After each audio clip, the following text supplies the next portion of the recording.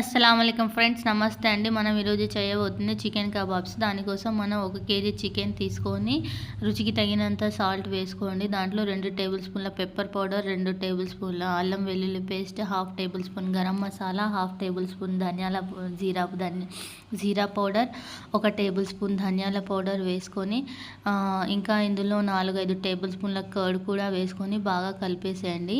ఇందులో మనం ఇంకా ఒక నిమ్మకాయ కూడా పిండేసుకొని దీన్ని మనం 1 అవర్ దాకా మ్యాగ్నేట్ చేసుకొని ఉంచుకోవాలి. ఇందులో మనం క్రీమ్ వేసినా కూడా బాగానే ఉంటుంది. నాకు క్రీమ్ అందుబాటులో దొరకలేదు కాబట్టి వేయండి, టేస్ట్ ఉంటుంది.